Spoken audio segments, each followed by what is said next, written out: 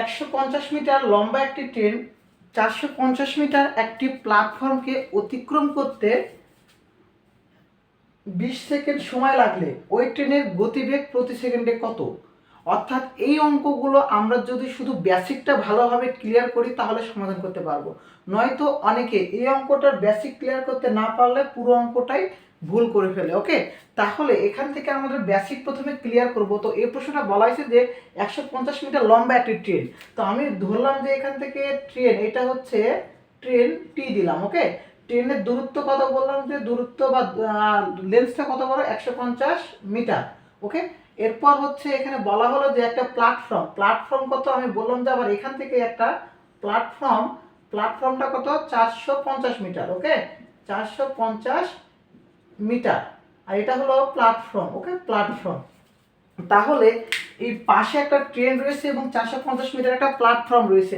এখন এই অঙ্কটাকে যদি বুঝতে না পারা যায় তবে অঙ্কটা পুরোটাই ভুল হয়ে যায়। ওকে, তো অনেকে এই প্রশ্নটাকে এইভাবে কল্পনা করে যে যেহেতু এখানে ট্রেন রয়েছে প্ল্যাটফর্মকে অতিক্রম করবে, তখন দূরত্ব নিয়ে কনফিউশনে পড়ে যায়। সেজন্য বলছি যে এইভাবে বেসিকটাকে ক্লিয়ার করবেন যে এখানে মনে করি যে এতটুকু, এই পুরোটা হচ্ছে ট্রেন থাকার প্ল্যাটফর্ম, মানে যেখানে ট্রেন থাকে।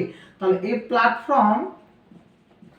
প্ল্যাটফর্মটা কত ছিল, দূরত্ব 450 মিটার। ওকে, তাহলে আরেকটা ট্রেনটার দূরত্ব কত বলা হয়েছে, ট্রেনটা বলা হয়েছে যে ট্রেনটার 150 মিটার।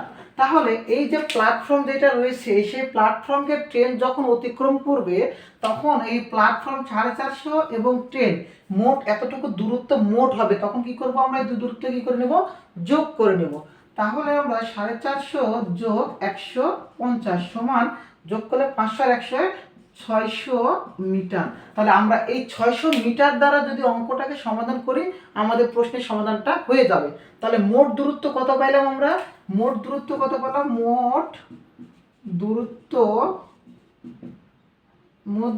600 মিটার।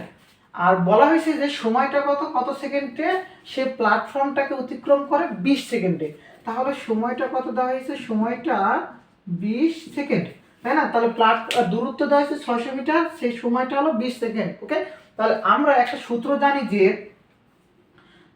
দূরত্ব সূত্র আমরা জানি। ওকে, অতিক্রান্ত দূরত্ব বা দূরত্ব সমান বেগ গুণিত সময়। বেগ গণিত সময়, যেহেতু প্রশ্নে বলা হয়েছে গতিবেগ বের করতে, তাহলে আমরা এখানে বেগটাকে বের করব। তাহলে আমরা বেগটাকে রেখে দিলাম, এই সময় যেহেতু গুণ আছে তাহলে এই পাশে আসলে ভাগ হবে, তাই না? তাহলে আমরা একবারে ক্যালকুলেশনটা করে দিলাম, দূরত্ব ভাগ কি করলাম, সময় করলাম।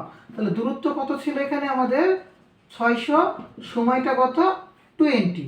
তাহলে এখান থেকে যদি আমরা ভাগ করি কত পাবো, 600 আর 20 এখানে না, তাহলে কত হবে, 600 থেকে 20 করলে 0 0 কাটবে, 30 হবে। কত হবে, 30। ওকে, মিটার। এখন প্রশ্ন বেগ, এখানে মিটার শুধু দিয়েছি না, আচ্ছা সেকেন্ড হবে, প্রত্যেকটাতে সেকেন্ড হবে। ওকে, সেকেন্ড হবে, কারণ গতিবেগ বা বেগের হচ্ছে একক মিটার পার সেকেন্ড। ওকে, তাহলে কি হবে, ms1 বা মিটার পার সেকেন্ড বলা হয় যেটাকে। তাহলে এখানে উত্তরটা আমাদের কত দাঁড়ালো, 30 বা 30। তাহলে উত্তরটা আমাদের কত হবে, 30 মিটার পার সেকেন্ড। ওকে, 30 মিটার সেকেন্ড। এই ছিল আমাদের প্রশ্নের সমাধান। এখন এইটাকে আমরা যদি ঐকিক নিয়মে করি তাও আমরা পারবো। ওকে, ঐকিক নিয়মে, তাহলে এখানে আমরা এই ট্রেনটা মোট দূরত্ব ছিল 600 মিটার এবং সময়টা কত ছিল, 20 সেকেন্ড। তাহলে আমরা এখানে লিখতে পারবো, এখানে 20 সেকেন্ডে অতিক্রান্ত করে কত মিটার, 20 সেকেন্ডে 600 মিটার। তাহলে প্রশ্নে বলেছে যেহেতু যে ওই ট্রেনের গতিবেগ প্রতি সেকেন্ডে কত, প্রতি মানে কত, 1 বা 1, তাহলে 1 সেকেন্ডে অতিক্রান্ত করে কি হবে, তখন ভাগ হবে 620 ভাগ মিটার, তাই না? তাহলে 0 0 কাটা, 2 কে 2 আর 60 কে করলে কত হবে, 30। এই ছিল আমাদের 30 মিটার। যেহেতু গতিবেগের কথা বলেছে সেহেতু হবে 30 মিটার পার সেকেন্ড। এই যে আমাদের 30, এই যে আমাদের 30। ওকে, এইভাবে আমরা এই প্রশ্নটাকে বুঝে সমাধান করব, তাহলে আমাদের প্রশ্নের অ্যান্সারটা সমাধান কমপ্লিট হয়ে যাবে।